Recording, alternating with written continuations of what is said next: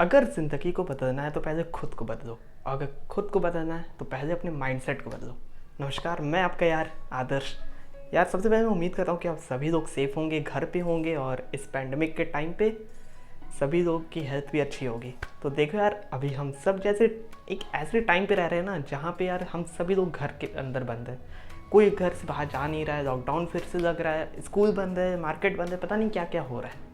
और सब इस उम्मीद पे लगे हुए हैं कि फ्यूचर में यार हम सभी लोग अभी, मैं उम्मीद करता हूँ कि इस वीडियो को मेजॉरिटी अभी एक यूथ देख रही होगी, यानी कि जिनकी उम्र 15 से लेके 20-22 साल की उम्र तक है। देखो यार, मैं उनको यही कहना चाहूँगा कि हम लोग इस पैंडमिक के टाइम पे तो हैं, लेकिन अगर हम इस पैंडमिक के टाइम पे ये सोच रहे हैं कि पैंडमिक के बाद एक ऐसा माहौल आएगा, एक ऐसी सिचुएशन आएगी जिसमें सब कुछ नॉर्मल हो जाएगा, मार्केट फिर से ओपन हो जाएंगे, स्कूल फिर से ओपन हो जाएंगे, हम लोगों को फिर से कॉम्पिटिटिव एग्ज़ाम या किसी भी गवर्नमेंट एग्ज़ाम की तैयारी करनी होगी, और फिर हम लोग को एक अच्छी खासी जॉब मिल जाएगी।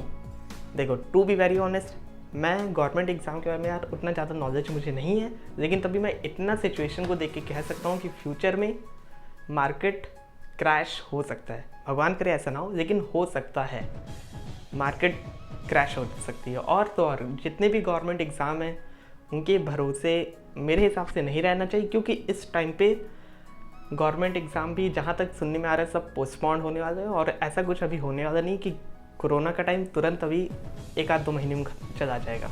तो इस टाइम पे हम सब यूथ को क्या करना चाहिए? क्या हम लोग को घर पे बैठ के दिन भर बस फ़ोन स्क्रॉल करना चाहिए और दिन भर बस टाइम पास करना चाहिए, या फिर हम लोग कुछ और प्रोडक्टिव काम भी करना चाहिए? देखो, सिंपल से एक स्टोरी सुना दो। 3 लड़के होते हैं, तीनों के जो फादर होते हैं उनकी डेथ हो गई होती है अनकंडीशनली, जो भी उनकी सिचुएशन होती है। अब तीनों बहुत ज़्यादा गरीब होते हैं, उनके फादर भी नहीं होते, मदर भी नहीं होती, तो तीनों झोपड़ी में रहते हैं, उनके पास कुछ नहीं होता है खाने पीने के लिए, तो तीनों बहुत ज़्यादा गरीब होते हैं।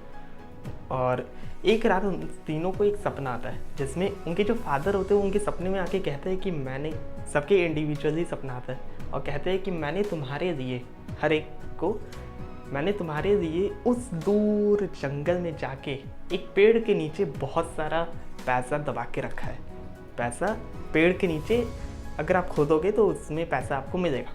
तीनों के सपने में उनके फादर आते हैं, यही बात कहते हैं और चले जाते हैं। अगली सुबह जब वो तीनों उठते तो इन सब चीज़ों पे बातें करते हैं, फिर अपने आसपास के जो पड़ोसी होते हैं या फिर जो भी रिश्तेदार होते हैं उनसे ये सब चीज़ें कहते हैं। तो कोई बिलीव नहीं करता कि उनके फादर आएंगे, उनके फादर तो इतने गरीब थे, वो इतना सारा पैसा छोड़ के जाएंगे वगैरह वगैरह। तो किसी ने बिलीव नहीं किया, तो उन्होंने सोचा यार कि सब लोग कह रहे कि कोई ऐसा होगा नहीं, तो जाने का कोई मतलब नहीं होता। लेकिन उनमें से एक होता है लड़का जो सोचता है कि यार ट्राई करके देखते ना क्या होगा, नहीं मिलेगा तो नहीं मिलेगा, वैसे तो गरीबी रहने वाले हैं। तो वो सोचता है कि अब जाएगा।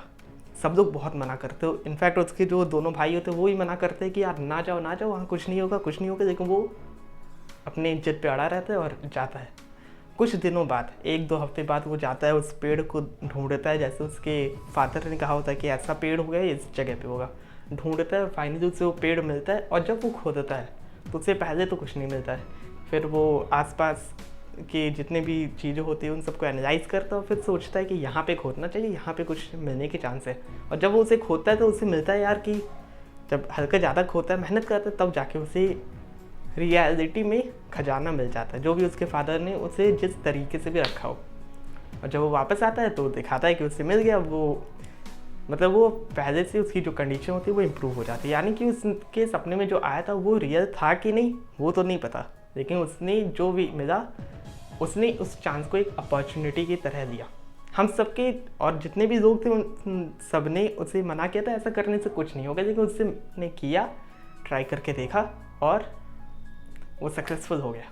क्या इसी तरह की कंडीशन भी हमारी नहीं है? हम सभी लोग सोच रहे हैं यार कि अब क्या होगा, फ्यूचर में क्या होगा, हम सब क्या करेंगे, या फिर हम एक ऐसी बिलीफ बना के चल रहे हैं कि फ्यूचर में हमें कोई पर्टिकुलर जॉब मिलेगी, या फिर हम लोग किसी पर डिपेंड हो रहे हैं। हम लोग को इस टाइम पे डिपेंड नहीं होना, चाहे वो हमारे सिस्टम हो, गवर्नमेंट हो, या कोई भी चीज़ हो। हम लोग को डिपेंड इस टाइम पे मेरे हिसाब से नहीं होना चाहिए। हम लोग को इस टाइम पे अपना जो भी टाइम है उसको यूटिलाइज करके अपना कोई भी स्किल पे ध्यान देना चाहिए। हम लोग को इस टाइम पे अपनी स्किल इंप्रूवमेंट पे ध्यान देना चाहिए, ना कि हम लोग को किसी पे डिपेंड होना चाहिए कि फ्यूचर में ये हमें कोई पर्टिकुलर जॉब देगी। हम लोग को ये नहीं सोचना चाहिए कि हम लोग को फ्यूचर में जॉब मिलेगी। हम लोग को ये सोचना चाहिए कि फ्यूचर में जो मार्केट क्रैश हो सकता है उसमें हम लोग कैसे जॉब दे सकते हैं।